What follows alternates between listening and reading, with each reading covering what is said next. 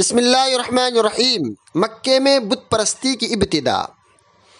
قریش کا قبیلہ حضرت ابراہیم علیہ السلام کے دین پر برابر قائم رہا اور ایک خدا کی عبادت کرتا رہا، یہاں تک کہ نبی کریم صلی اللہ علیہ وسلم سے 3 سال قبل عمرو بن حی الخزاعی کا دور آیا۔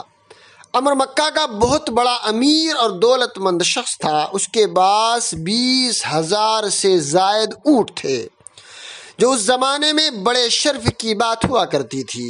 ایک دفعہ وہ مکے سے ملک شام گیا۔ اس نے وہاں لوگوں کو دیکھا کہ بتوں کو پوجتے ہیں، ان کی عبادت کرتے ہیں، ان کو سجدہ کرتے ہیں، تو ان سے پوچھا کہ آپ ان کو کیوں پوجتے ہو؟ انہوں نے جواب دیا، یہ ہمارے حاجت روا ہیں، مشکل کشاں ہیں، یہ ہماری ضرورتوں کو پورا کرتے ہیں، لڑائیوں میں فتح دلاتے ہیں، پانی برساتے ہیں، ہم کو اولاد دیتے ہیں، ہم کو بیماریوں سے محفوظ رکھتے ہیں۔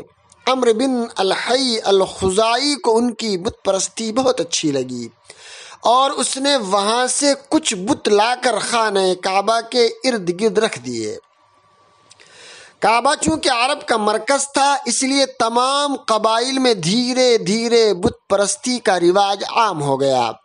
اس طرح مکے میں بت پرستی کی شروعات عمرو بن حی الخزاعی کے ہاتھوں ہوئی، جس کے بارے میں نبی کریم صلی اللہ علیہ وسلم نے فرمایا، میں نے عمرو بن حی کو دیکھا کہ وہ جہنم میں اپنی آستینیں گھسیٹتا ہوا چل رہا ہے۔